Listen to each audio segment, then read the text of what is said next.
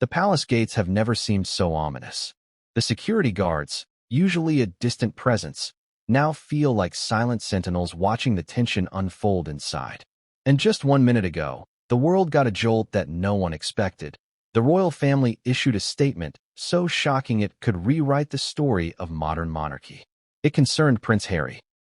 His plea to return to the United Kingdom and take on the role of a part-time royal had been rejected, and the ramifications were immediate, profound, and deeply personal. But what does this mean for Harry, for Meghan, and for the monarchy itself? And why now, of all times, has the royal family chosen to make this announcement public? But before we continue, please subscribe and turn on the notification bell for updates. Imagine the scene. Harry, a man who once walked the halls of Windsor with an ease born of birthright, now standing at the precipice of a decision that could alter his life forever. The man who has captivated the world with both scandal and heartwarming gestures, who left the royal institution in search of freedom and self-definition, is now confronted with the cold mechanics of protocol and power. He wanted to return, to reclaim a connection, to bridge the chasm that has grown between him and the life he was born into. Yet the response from the royal family was resolute. No compromise, no halfway measures. The doors he hoped to step through remain firmly closed.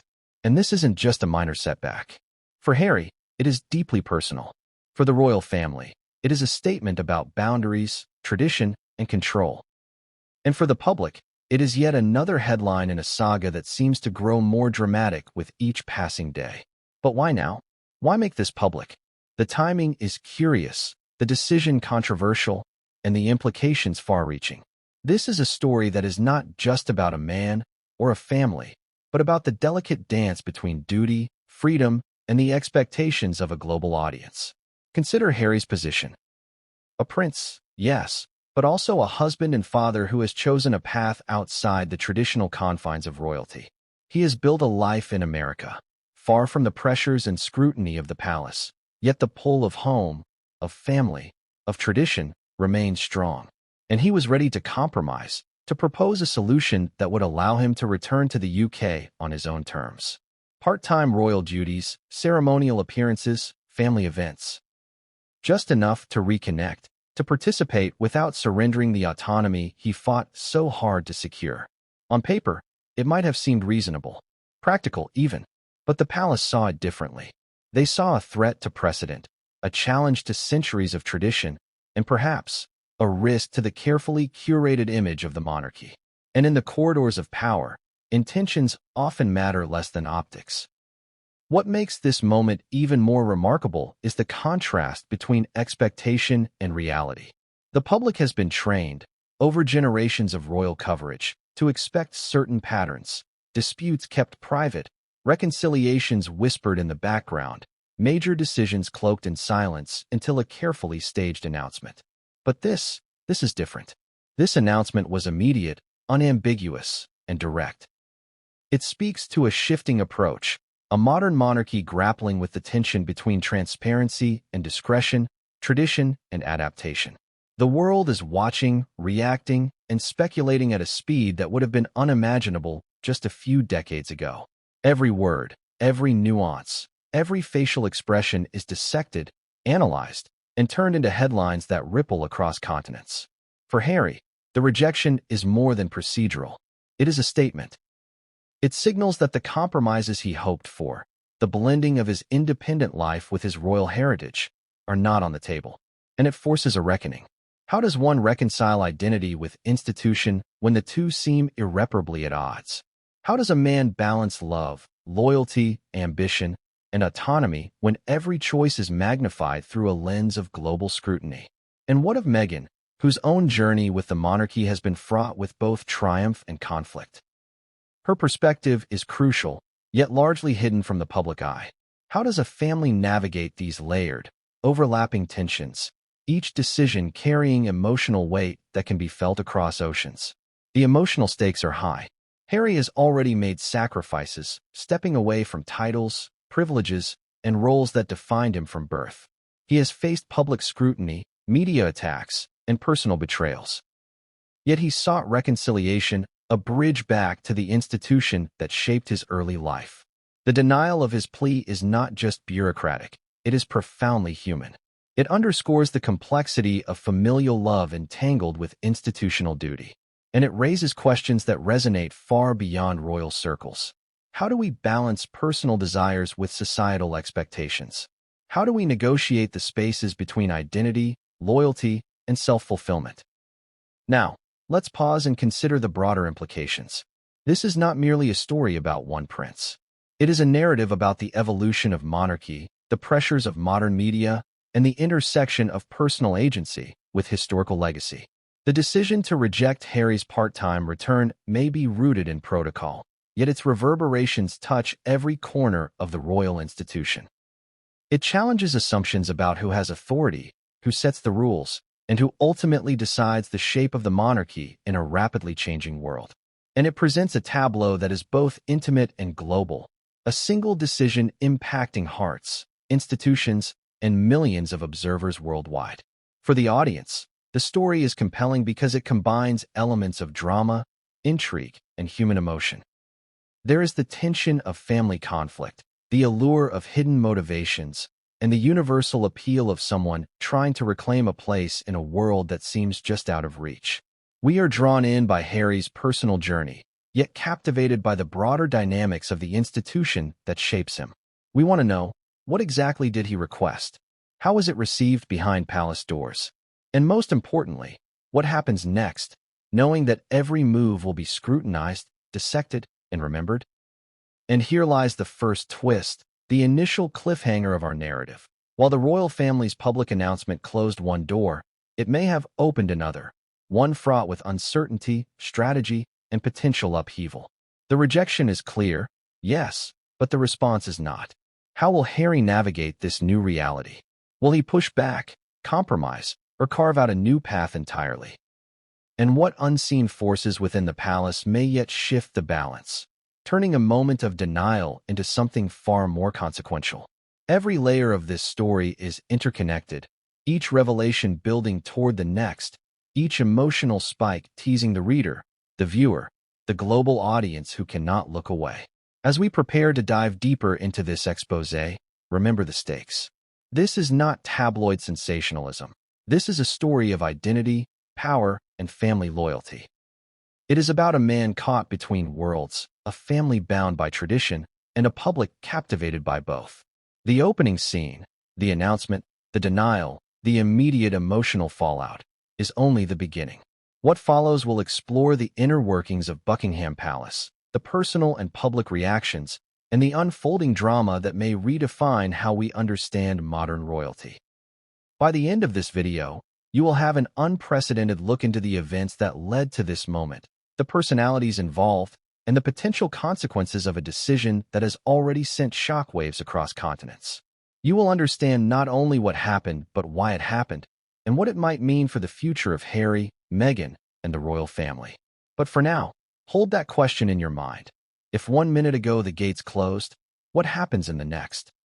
What comes after rejection, when the eyes of the world are watching? And who, if anyone, will step forward to change the course of a story that is far from over? Because what came next would change everything, and no one saw it coming. No one saw it coming. 1 minute, the world was scrolling through familiar headlines, digesting the usual royal updates, and the next, a statement dropped from Buckingham Palace that sent shockwaves across the globe.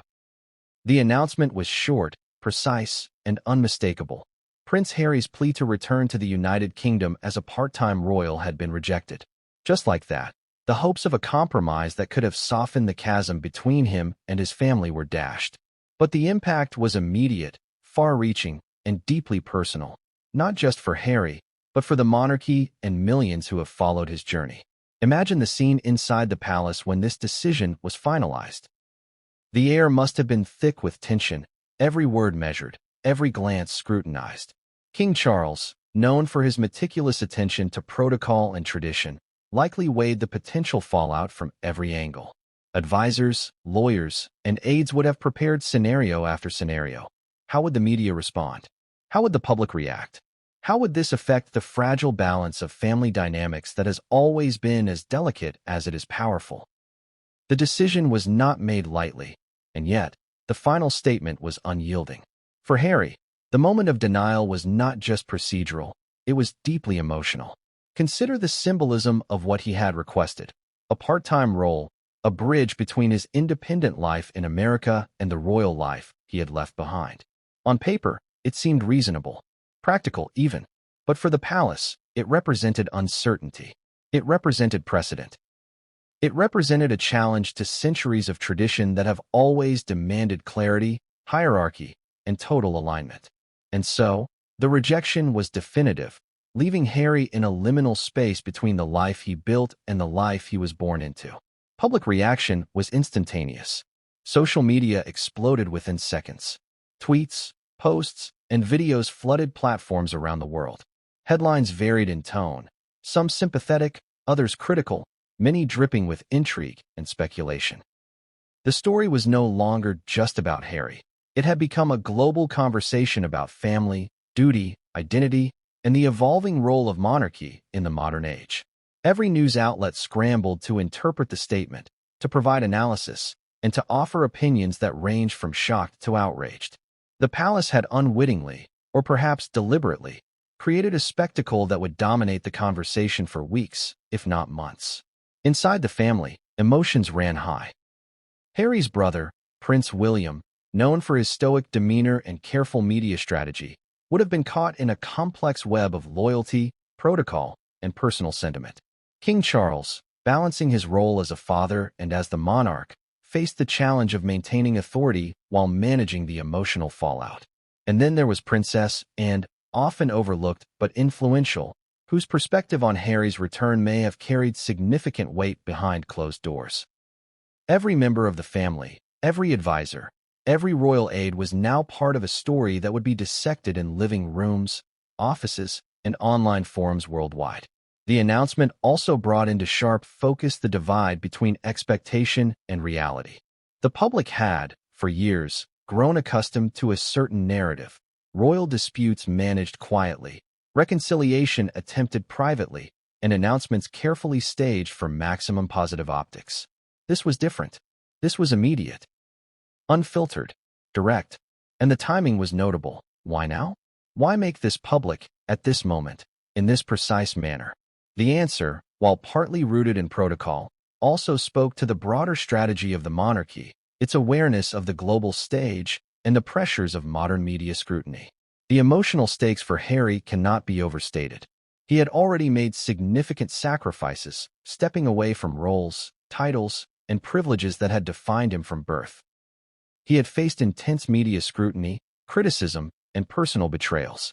And yet he had hoped for reconciliation, not a full return, not an abandonment of independence, but a part-time role that could allow him to reconnect with family and heritage. The rejection of this plea was not merely administrative. It was a message, a declaration of boundaries, and a reminder that even royalty is subject to rules that can feel impersonal, cold, and unyielding. Yet, for the audience, the intrigue lies not just in the rejection itself, but in what comes next. How does Harry navigate a life divided between two worlds? What strategies might he employ to maintain influence, connection, and relevance, despite the denial? And perhaps most importantly, what does this reveal about the monarchy itself, its values, its priorities, and its capacity for adaptation in a rapidly changing world? These questions linger, teasing the imagination, and they will guide our exploration as we delve deeper into the unfolding drama. The announcement also exposed an interesting paradox. While the palace sought to maintain control and uphold tradition, the very act of making the statement public unleashed forces that could not be contained. Social media chatter, public debate, and media speculation have a momentum of their own. Every nuance is scrutinized, every tone analyzed, every potential implication debated. In attempting to assert authority, the monarchy had inadvertently entered a high-stakes game in which every player, Harry, Meghan, Charles, William, and the global audience, would have a voice. The statement became a catalyst, igniting discussions that transcend the palace walls, from mental health and personal autonomy to the evolving role of monarchy in contemporary society. And then there is the human dimension, the personal heartbreak, the private conversations, the unspoken emotions that cannot be captured in official statements. Harry, who has always been candid about his struggles and vulnerabilities, now faces a new challenge: how to reconcile public perception with private reality. His plea to return was not merely about convenience or ceremonial duty. It was about identity, belonging, and the desire to bridge a gap that had widened over years of distance and misunderstanding. The denial is a profound emotional blow, one that sets the stage for a story of resilience, strategy, and the complexities of navigating family loyalty under global scrutiny. For those observing from the outside, the drama is compelling because it is relatable in an amplified way. Who hasn't wanted to return to a family, to reclaim a sense of belonging, only to find doors closed? The difference here is scale.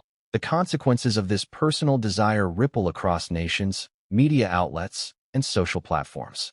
The interplay between personal agency and institutional authority becomes a central theme, one that will unfold in surprising ways as we move through this exposé.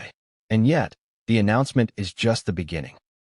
While it marks a definitive moment of rejection, it also sets up the tension for what is to come. What will Harry do next? How will Meghan respond? How will the royal family navigate the fallout, both internally and externally? Every answer will lead to further questions. Every reaction will spark new speculation, and every move will be analyzed under the unforgiving glare of global attention. The stage is set for a story that is at once intimate and epic, personal and institutional. It is about a man, a family, and a centuries-old institution confronting the pressures of modern life, media scrutiny, and human emotion. And as we follow this story, we will uncover details, insights, and revelations that few outside the palace walls have seen, each one adding depth, tension, and understanding to the complex narrative of Prince Harry's plea and its unprecedented rejection. But what came next would change everything, and no one saw it coming. He begged to come home, but not as a full-time royal. That simple, yet audacious request is at the heart of the drama that has captured global attention. Prince Harry, once second in line to the throne, had left behind the traditional life of royalty, stepping into a world of independence, media ventures, and a personal life crafted far from the scrutiny of Buckingham Palace. And yet, despite the distance, despite the compromises he had already made, Harry wanted to bridge a gap. A chance to reconnect with his family, his heritage, and the institution that shaped his earliest years. What he asked for seems, on the surface, reasonable. The ability to return to the UK on a part-time basis, participating in select royal duties while maintaining the autonomy he fought so hard to secure. But in the world of monarchy, reasonable is rarely simple. Imagine the proposal as Harry presented it. He envisioned a balance between two worlds, a delicate act of diplomacy in which personal desire meets institutional expectation. On paper, it might have looked like a modern solution: attending ceremonial events, participating in family gatherings, fulfilling key duties during high-profile moments, but not being bound by the full-time schedule of a traditional royal.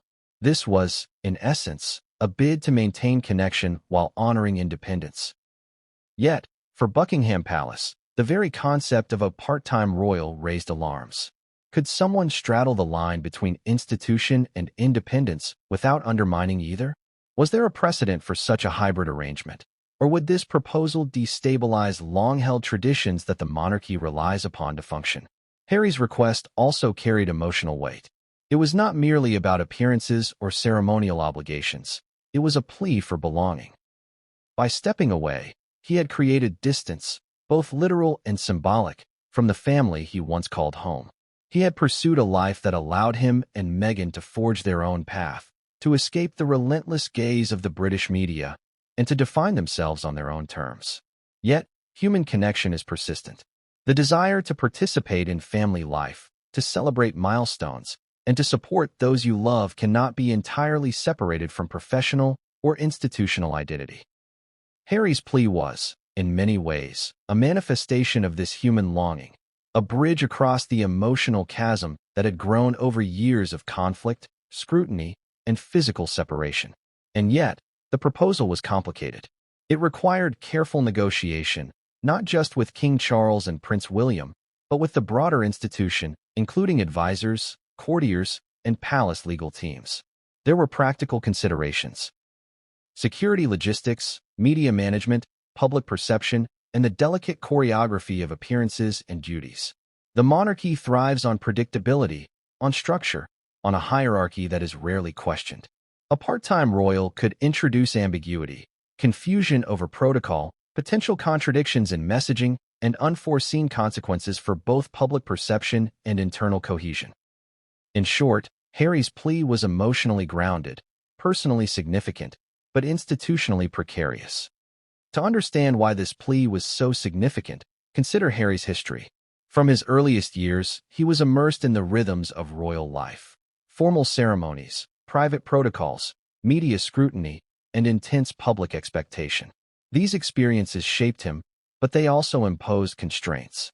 When he chose to step away, he traded titles, duties, and traditional privileges for autonomy, privacy, and a new kind of influence.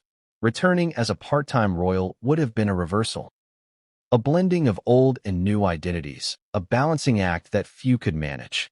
And yet, Harry's request was not about erasing independence. It was about finding a sustainable way to belong to two worlds simultaneously, to honor family while honoring self. From a public perspective, this plea carries profound intrigue. How many of us have attempted to navigate conflicting demands of personal desire and institutional expectation? How many have sought compromise, only to encounter resistance from a rigid system that values order over individual nuance?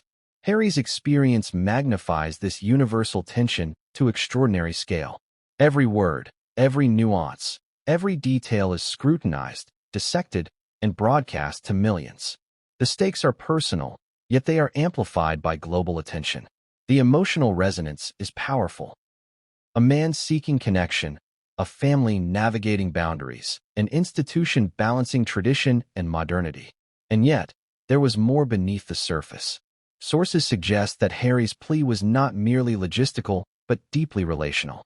It reflected a desire to repair connections strained over years of media scrutiny, disagreements over autonomy, and conflicting visions of duty. He sought access to family events, perhaps hoping to share moments with his children, to create memories with loved ones, and to reaffirm bonds that distance and circumstance had stretched thin. This was, in essence, a request for emotional reconciliation, couched in the language of ceremonial compromise. But the proposal also raised internal questions within the palace.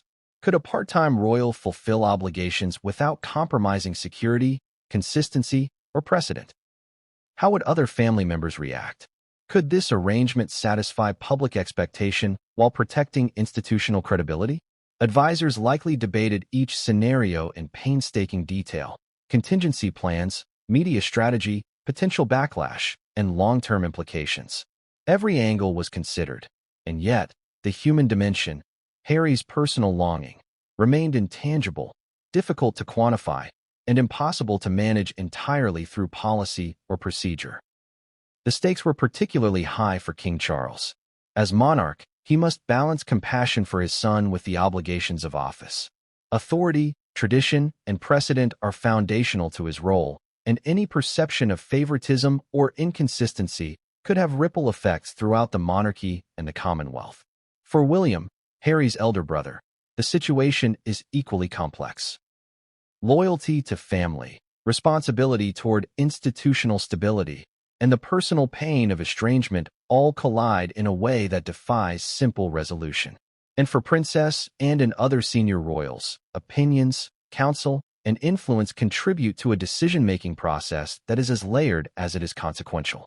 Publicly, Harry's plea was likely seen as a potential olive branch, a signal of willingness to engage without compromising independence. Yet the palace interpreted it differently. Rather than viewing the proposal as compromise, it was likely seen as a disruption, an attempt to redefine roles and challenge established norms. This is a tension inherent in modern monarchy, the clash between tradition and evolution, between human desire and institutional necessity. And this clash would shape every conversation, every decision, and every reaction that followed the announcement. So what exactly did Harry ask for? Reports suggest a framework that was deliberately flexible, designed to accommodate both his independent life in America and ceremonial obligations in the UK. He proposed attending high-profile events, perhaps trooping the color, remembrance ceremonies, and key family milestones, while retaining the freedom to live and work abroad. This approach was unprecedented. While other royals have occasionally taken extended absences, none have attempted to maintain a semi-independent, part-time role while retaining a visible public profile. The request was both bold and delicate, reflecting Harry's unique position as both insider and outsider, royal and independent, family member and global figure. Yet, despite the thoughtfulness of the plea, the palace response was unequivocal. It was not acceptable. Part-time royals, it seems, are not a concept the monarchy is prepared to accommodate. There are practical, symbolic, and strategic reasons for this stance, but from Harry's perspective, it was a blunt, painful denial. The rejection, while rooted in protocol and tradition, carries a deeply personal resonance. It underscores the limitations of negotiation within an institution that values hierarchy, clarity, and consistency above all else. And it raises a question that echoes throughout this story. When tradition meets personal desire, who wins and who must compromise? The emotional stakes, once again, are staggering. Harry's plea was more than a request. It was an attempt at reconciliation, a desire to belong, a hope that independence and family could coexist. Its rejection is not simply a bureaucratic detail. It is a profound human moment, laden with disappointment, longing, and uncertainty. It sets the stage for the unfolding drama, the strategic maneuvers, and the emotional consequences that will reverberate throughout the palace, the media, and the public consciousness. And here is the first cliffhanger of this chapter. While the rejection was clear, what came next? Harry's immediate response, his private conversations with Meghan, and the ripple effects within the palace would transform a single decision into a saga of personal struggle, family conflict, and global intrigue. The plea was denied, but the story was far from over. In fact, this moment may have been just the opening act of a drama that will redefine relationships, reputations, and the very nature of modern royalty. But what came next would change everything, and no one saw it coming. Step inside Buckingham Palace, and the grandeur is immediate. Gilded halls, ornate ceilings, and a weight of history that presses on every conversation. But behind the beauty lies a world of tension, calculation, and unspoken rules. And 1 minute ago, the palace became the epicenter of a story that would shock the world. The rejection of Prince Harry's plea to return as a part-time royal. What exactly happened behind those doors? How did the decision come to be? And who really influenced the outcome? To understand the full impact, we have to walk through the corridors of power to explore the mechanics of decision-making that are as rigid as they are complex. The process begins, inevitably, with King Charles. As monarch, he bears ultimate responsibility, not only for policy and protocol, but also for the family he loves and the institution he represents. Reports suggest that the king weighed Harry's proposal meticulously, considering not just personal dynamics, but the ripple effects across the monarchy. There is the delicate balance of public perception. Every appearance, statement, and action of a royal carries weight far beyond the palace walls. If a precedent is set by allowing a part-time royal, it could inspire challenges to long-established rules, destabilizing centuries of tradition. And yet, personal feelings cannot be ignored entirely. Charles is a father, aware of his son's emotional struggle, yet bound by the constraints of monarchy. The tension between fatherhood and duty is palpable. Next, advisors play their crucial role. These are the unseen figures, often called courtiers, aides, and palace officials, whose job is to provide context, strategy, and perspective. They study every potential outcome, media response, public sentiment, legal implications, security logistics, and even the psychological impact on the family. Each advisor brings expertise and opinion, but ultimately, the decision rests with the monarch. Discussions in these inner chambers are not casual. They are intense, detailed, and sometimes heated. One misstep, one poorly worded phrase, could ignite controversy and undermine the institution's credibility. Then there is Prince William. His involvement is significant, though often understated in public narratives. William's perspective blends personal and institutional concerns. He understands Harry's struggles intimately, yet he is also deeply committed to preserving the monarchy's stability. Any sign of favoritism, leniency, or inconsistency could compromise that stability. Reports indicate that William's input, while private, was influential, his position as heir and elder brother giving weight to concerns about precedent, responsibility, and the public face of the family. We also cannot overlook Princess Anne. Often described as the most hardworking royal, she commands respect for her discipline, practicality, and loyalty to tradition. Anne's influence, though less visible in media narratives, can be decisive behind the scenes. She is known for speaking candidly, for balancing emotional insight with practicality. Sources suggest that her opinion regarding Harry's plea was a pivotal factor in shaping the tone and firmness of the palace's response. Her message was clear. While family bonds are vital, the monarchy cannot compromise rules or protocols without risking long-term consequences. And then there are the layers of formal protocol that govern every action. Security concerns, legal obligations, and ceremonial duties create a framework within which every decision must fit. Harry's request, by its nature, challenged this framework. Could a royal divide time between private life abroad and ceremonial responsibilities in the UK without creating logistical chaos? Would security protocols, which are already complex, be strained or compromised?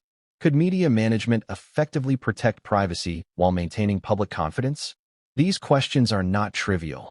They are operational, practical, and, in the eyes of palace officials, essential.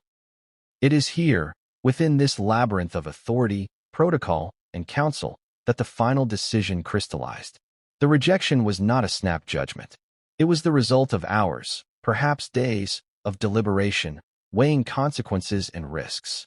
The conclusion, while firm, reflects a careful balance between compassion and responsibility. Harry's emotional need was acknowledged, yet the institutional imperative prevailed. For the monarchy, clarity, consistency, and precedent outweigh individual preference, no matter how compelling. But decision-making in the palace is never purely rational. There are undercurrents of emotion, history, and familial relationships that color every conversation.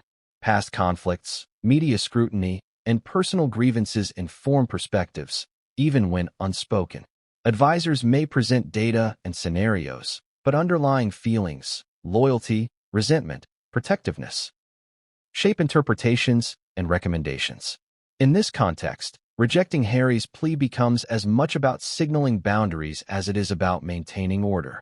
Once the decision was finalized, attention turned to communication.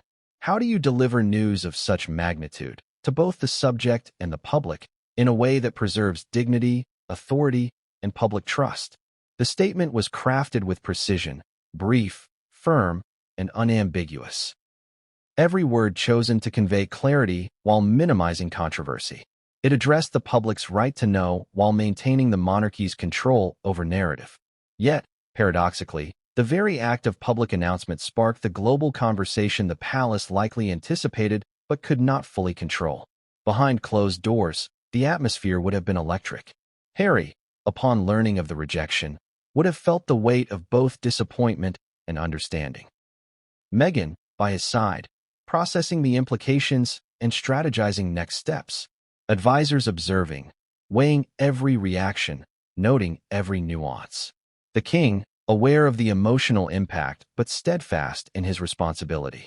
William and Anne, watching the ripple effects of the decision on both family and institution. Every gesture, word, and pause carries significance in these high-stakes moments. The decision process also highlights the interplay between personal desire and institutional necessity. Harry sought flexibility, a way to belong without losing autonomy. The monarchy required structure, clarity, and adherence to tradition. These two forces, each valid in its own right, collided. And in this collision, the choice was made, not lightly, not without empathy, but firmly, resolutely, and in alignment with the monarchy's enduring principles. For observers, the palace's deliberation provides insight into the mechanics of power, influence, and familial negotiation at the highest level. It is a world where emotion, strategy, and duty intertwine, where every decision carries implications beyond the immediate moment, and where private conversations echo publicly in ways that shape perception and legacy. Understanding this process is essential to grasping the significance of Harry's plea and the magnitude of its rejection. And yet, despite the formalities, the human dimension cannot be ignored. Behind the protocol, the advisors, and the statements, there are feelings: disappointment, longing, frustration, and love. Harry's rejection is not a mere administrative outcome. It is an emotional reality, experienced deeply by a son, a husband, a father. The palace, in its pursuit of clarity and precedent, confronts the messy, unpredictable, and profoundly human elements of family life. The final element of this process, often unseen but critical, is timing. The announcement, made public, not only communicates a decision but also sets the stage for future developments. By controlling the narrative at this moment, the palace asserts authority while shaping perception. Yet timing also creates tension, anticipation, and speculation. How will Harry respond in private? How will Meghan react? What does this mean for upcoming events, appearances, or potential negotiations? Each unanswered question is a spark, igniting curiosity, discussion, and intrigue on a global scale. And now, the cliffhanger that transitions us to the next chapter. The decision has been made, the statement released, and the palace world has reacted, but the story is far from over. How did Harry, Meghan, and those closest to him respond in the immediate aftermath? What private conversations unfolded behind palace doors? And which revelations, yet to be shared, would shock both family and public alike? But what came next would change everything, and no one saw it coming. Often overlooked in public narratives, Princess Anne, the Queen's only daughter, has quietly wielded extraordinary influence within the royal family. Her role is subtle, strategic, and grounded in a deep understanding of both tradition and duty. Yet now, in the wake of the palace's shocking rejection of Prince Harry's plea to return as a part-time royal, Anne's presence, and her influence behind the scenes, has never been more significant. To understand the full impact of this decision, we need to examine Anne's perspective, her relationships with both Harry and King Charles, and the ways her counsel may have shaped the outcome. Anne is often described as pragmatic, disciplined, and unflinching in her loyalty to the monarchy. Unlike other royals who are more publicly scrutinized or media-focused, she has cultivated a reputation for getting things done quietly and efficiently. She understands the pressures of royal life and the intricacies of palace politics. Her influence is subtle, yet formidable. She is the type of royal whose opinions carry weight precisely because they are rarely broadcast or sensationalized. And in the case of Harry's plea, Anne's counsel appears to have been pivotal. Her relationship with Harry has always been complex. As an aunt, Anne has observed him closely throughout his life, his triumphs, struggles, and the pressures he faced under the global gaze of royalty. She has seen his rebellious streak, his desire for autonomy, and his relentless pursuit of purpose outside the royal mold. Yet, Anne is also deeply loyal to the institution of the monarchy. She understands the stakes of compromise and precedent and knows that the monarchy's stability relies on clear boundaries. This duality, compassion for Harry coupled with unwavering commitment to the crown, defines her role in the decision-making process. Inside the palace, her voice carries weight precisely because it balances emotion and pragmatism. Sources suggest that she was candid in her assessment of Harry's proposal. While she empathized with his desire to reconnect with the family, she was also acutely aware of the risks associated with a part-time royal arrangement, and reportedly emphasized that the monarchy could not bend rules for individual circumstances without inviting long-term complications. Her perspective likely helped shape the tone of the palace's statement: firm yet not cruel, decisive yet measured, rejecting the plea without publicly vilifying Harry. Anne's influence extends beyond formal counsel. She is deeply involved in the operational and ceremonial aspects of the monarchy, overseeing events, engagements, and protocols that require meticulous planning. This practical experience informs her judgment, She understands the logistical challenges of incorporating a part-time royal into schedules already calibrated with precision. Security concerns, media optics, and the potential for public confusion all are part of her calculus. In her view, allowing Harry to return on a part-time basis would not simply be a matter of scheduling. It would be a disruption to an entire system designed for clarity and continuity. Her perspective also carries historical weight. Princess and is well aware of the precedents set by past royals who defied expectations or attempted to forge independent paths. From Edward VIII's abdication to Princess Margaret's personal struggles, she has witnessed firsthand how individual desires can collide with institutional imperatives. This knowledge, combined with her pragmatic nature, informs her insistence that the monarchy must maintain consistency, even in emotionally charged situations. Harry's plea, while understandable, was seen as a potential catalyst for ambiguity, an outcome and could not support. Yet, Anne's influence is not purely institutional. She is also a family member, with genuine affection for Harry and his children. Her counsel likely reflects a desire to protect him from further public scrutiny and media intrusion. She understands the emotional stakes, the disappointment, the longing for connection, and the personal toll of being caught between family and institution. This human insight adds nuance to her perspective. She is not simply enforcing rules. She is guiding decisions with empathy, ensuring that the family's actions are measured, deliberate, and sensitive to individual circumstances. Her involvement also highlights the complex dynamics within the royal family. While the public narrative often focuses on the relationships between Harry, William, and Charles, Anne's role reminds us that influence is multifaceted. Decisions are rarely unilateral. They emerge from a network of voices, perspectives, and experiences. Anne's pragmatic approach likely served as a counterbalance to other family members' emotional responses, helping to ensure that the rejection of Harry's plea was framed in a way that prioritized clarity, stability, and continuity. Another critical aspect of Anne's influence is her credibility. She is respected both within the palace and in the public eye for her dedication to duty, her unwavering work ethic, and her ability to navigate complex situations without unnecessary drama. This credibility allows her to exert soft power, shaping outcomes without overt confrontation. In the case of Harry's request, it is plausible that her input reassured other decision-makers that a firm response could be delivered without irreparably damaging family relationships. And strategic thinking also extends to long-term implications. A part-time royal arrangement for Harry might have seemed manageable in the short term, but Anne is acutely aware of the potential ripple effects. Future requests from other family members, public confusion over roles and responsibilities, and the erosion of protocol that underpins the monarchy's authority. By advocating for consistency and clear boundaries, she helps protect the institution from precedent that could complicate succession, engagement schedules, and public expectations in the years to come. Her role, however, is not without tension.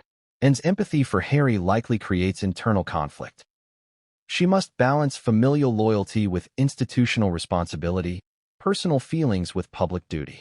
These pressures are compounded by the knowledge that any misstep, or even perceived favoritism, can be amplified in the media, scrutinized by public opinion, and debated endlessly on social platforms. Navigating this landscape requires both wisdom and courage, qualities that Anne has demonstrated throughout her life. Anne's influence also extends subtly into the realm of communication. While she is not the author of official statements, her guidance likely informs tone, phrasing, and emphasis. By providing insight into family dynamics, emotional context, and historical precedent, she helps shape messaging that communicates firmness without cruelty, authority without harshness. The result is a public statement that is precise, measured, and strategically framed, a rejection of Harry's plea delivered with calculated discretion.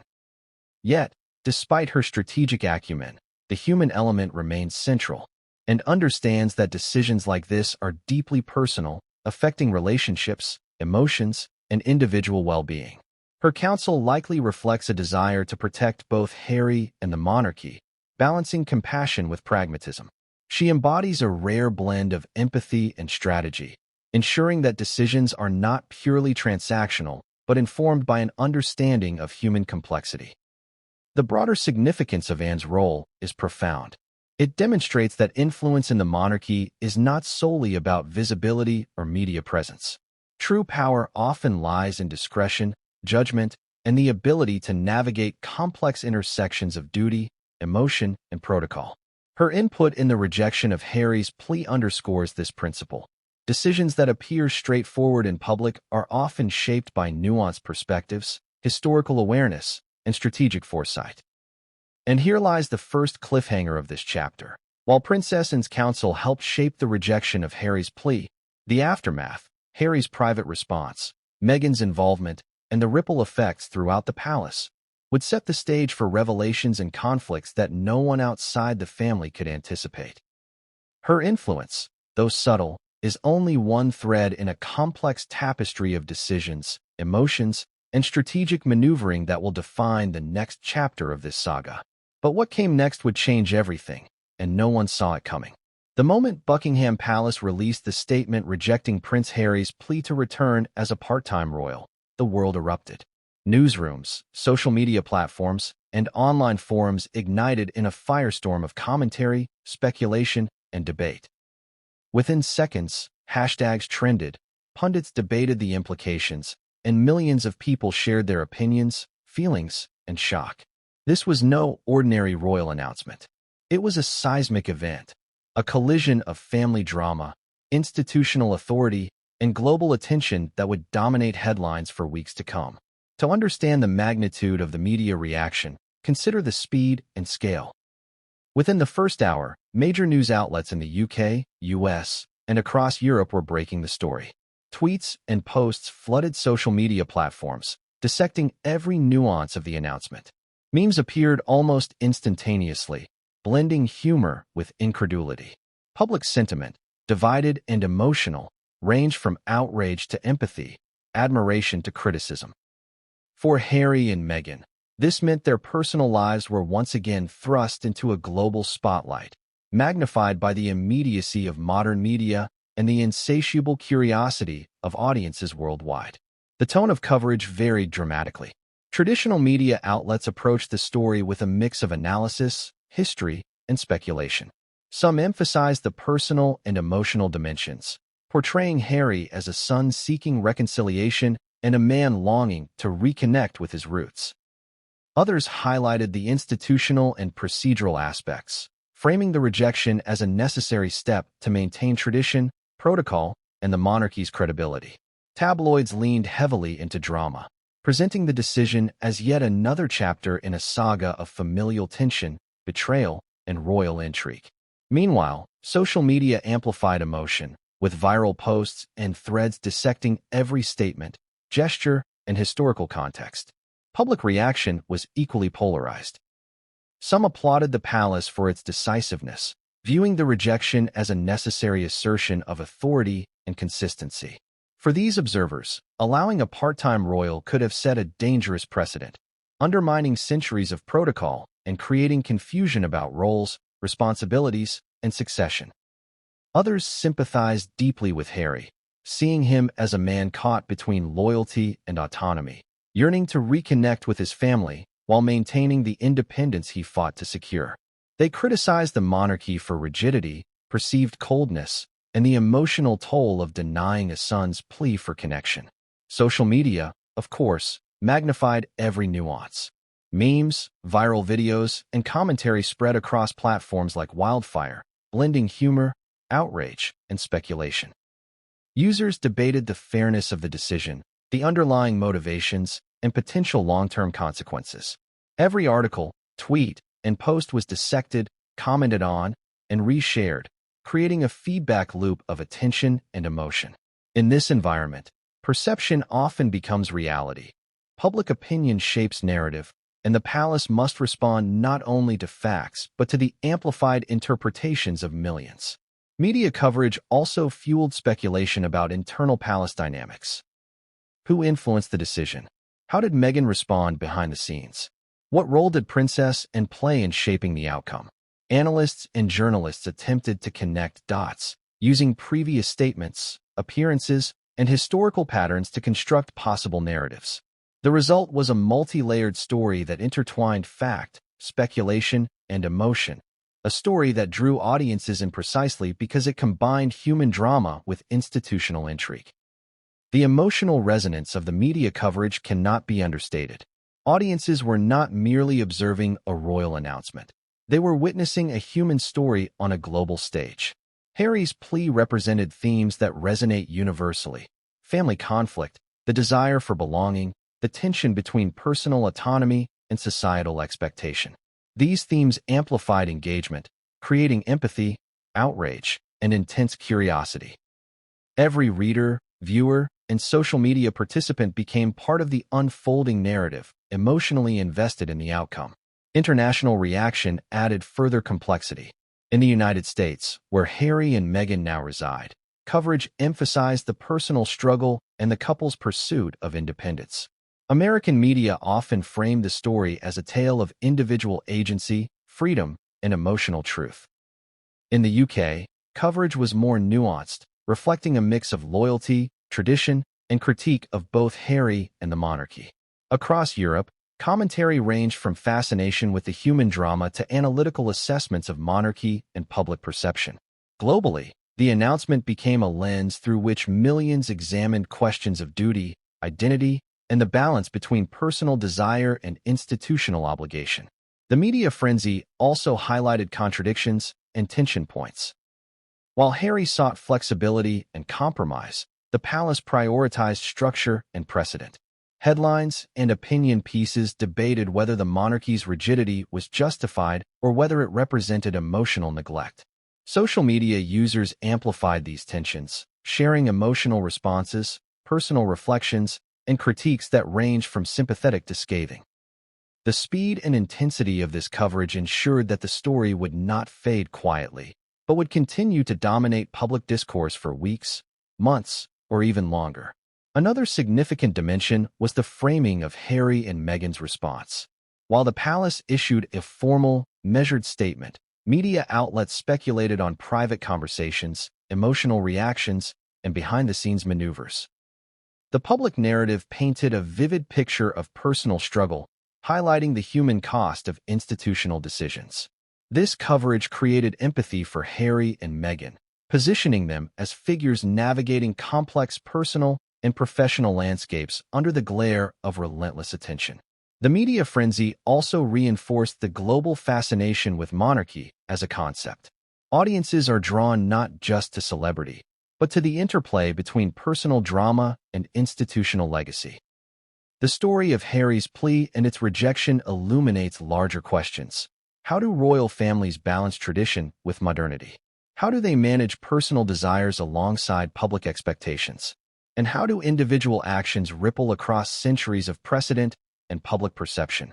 These questions added depth to coverage, sustaining interest and engagement beyond mere sensationalism. Critically, the public reaction created feedback loops that influenced the palace's strategic considerations. Every wave of social media commentary, every editorial, every viral post becomes part of the information ecosystem that decision-makers must navigate. Public perception can shape internal discussions, affect engagement planning, and influence long-term strategy. In this sense, media coverage is not merely reflective. It is active, dynamic, and potentially transformative, shaping both narrative and outcome. Finally, the media frenzy reinforced a central truth of this saga: the story is far from over. Coverage, speculation, and public engagement amplify stakes, creating an environment in which every decision, statement, and appearance becomes consequential. The rejection of Harry's plea is not a single moment in isolation. It is the catalyst for ongoing drama, emotion, and strategic maneuvering. And in this context, the audience becomes a participant, emotionally and cognitively engaged, awaiting the next revelation, twist, or response. And now, the cliffhanger that propels us into the next chapter. The media storm has begun, public opinion is inflamed, and the palace has delivered its message.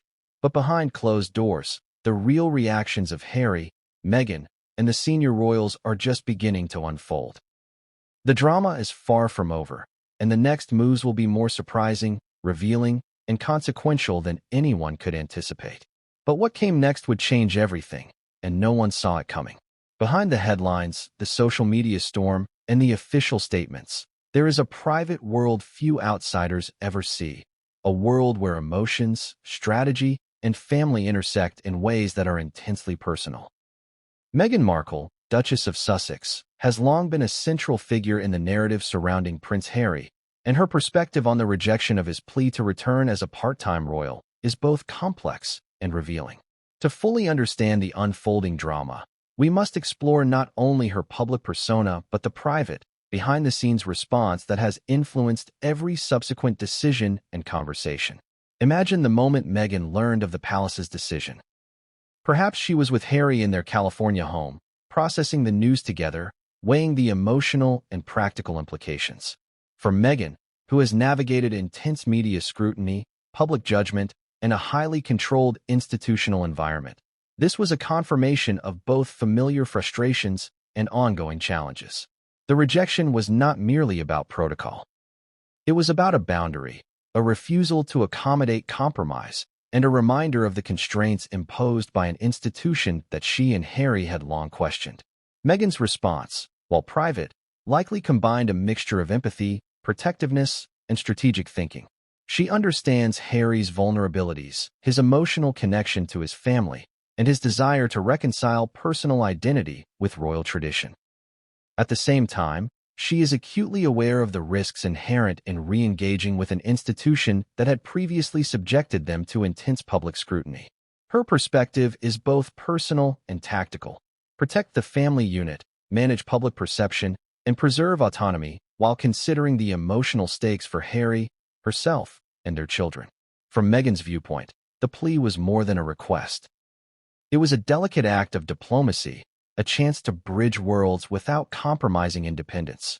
She would have considered how the palace might respond, the potential media fallout, and the long-term impact on their lives.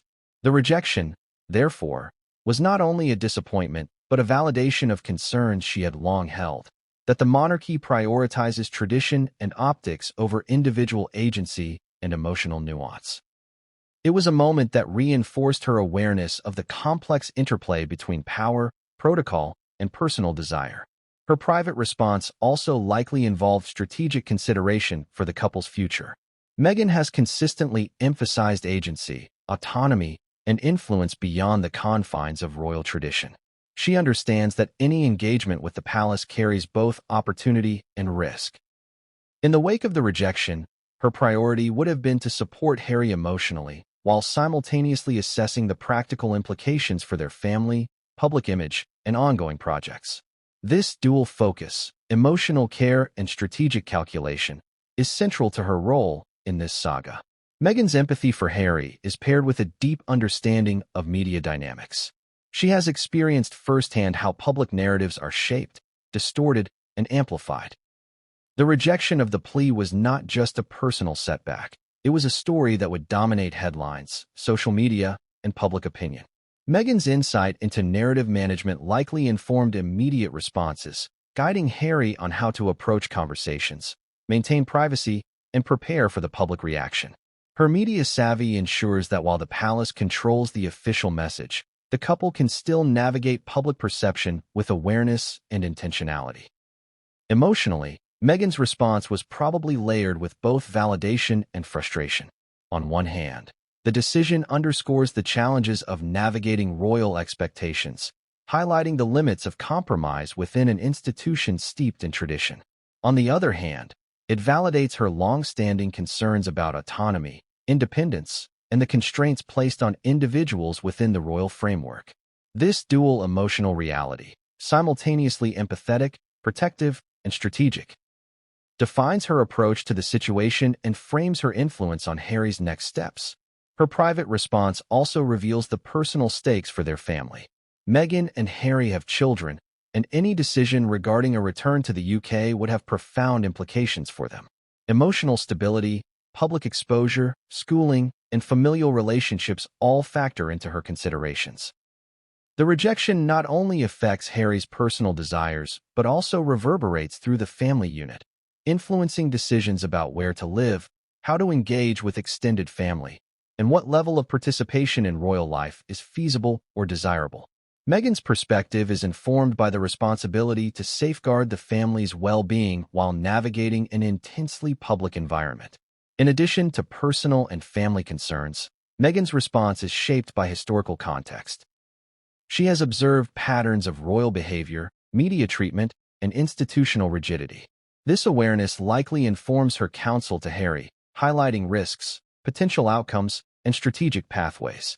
Her input is both protective and proactive, guiding decisions that balance emotional realities with practical necessities. This perspective underscores her integral role in shaping the couple's approach to palace dynamics, public communication, and long-term strategy. Meghan's perspective also reflects a broader understanding of gender, race, and media bias. She is acutely aware of how her identity has influenced coverage, perception, and institutional treatment. This awareness shapes her private response, influencing how she navigates discussions with Harry, senior royals, and advisors. It also informs strategies for public messaging, advocacy work, and the management of personal and professional boundaries. Her insight into these dynamics adds depth and nuance to the story, illustrating the complex intersection of personal experience and institutional expectation.